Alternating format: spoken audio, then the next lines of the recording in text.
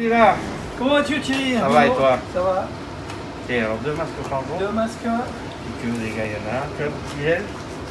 J'ai du gel. Masques, gants, gel. Les chauffeurs du réseau Tango sur le territoire de Nîmes Métropole sont prêts pour entamer ce déconfinement et cette journée particulière. Alors ce qu'il y a de nouveau dans les bus, c'est ce qu'on peut voir ici, la neutralisation d'un siège sur 2 pour permettre le respect des distances physiques. Donc la signalétique a été posée, merci de ne pas utiliser ce siège. On va retrouver également au sol des stickers qui permettent de se positionner pour bien respecter également ces distances physiques.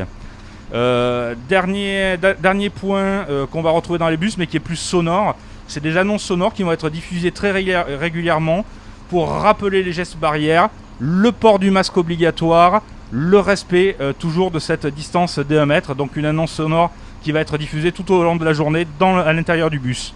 En plus de conduire, les chauffeurs vont devoir également faire la police. Si j'arrive à un arrêt et je vois qu'il y a du monde, j'ouvre les portes, je me lève et je leur...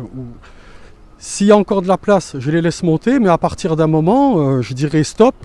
Là, messieurs, dames, vous ne pouvez plus monter, il faut attendre le prochain bus. Après, au rôle de police, c'est vrai que ça va être un petit peu compliqué du poste de conduite de pouvoir gérer la clientèle et expliquer que au-delà d'un certain nombre de personnes, on peut plus en prendre.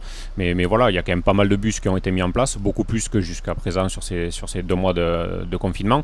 Donc c'est vrai qu'on espère que le nombre de bus augmentant permettra d'avoir moins en moins de monde dans les bus et que les gens ne seront pas les uns sur les autres pour pas relancer une deuxième vague de l'épidémie. Ce n'est plus 15 mais 70 bus qui circulent à partir d'aujourd'hui pour répondre à 40% de la clientèle présente sur le réseau, en l'absence cette semaine des collégiens. Des passages qui étaient déjà contrôlés ce lundi matin.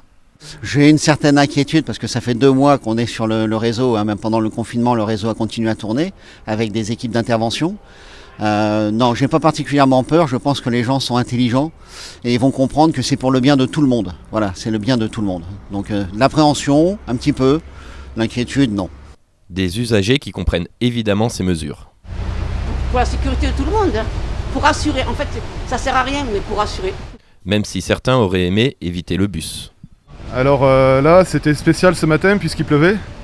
Sinon, je comptais prendre la trottinette pour me rendre au travail. Et c'est vrai que vu ce qui se passe, si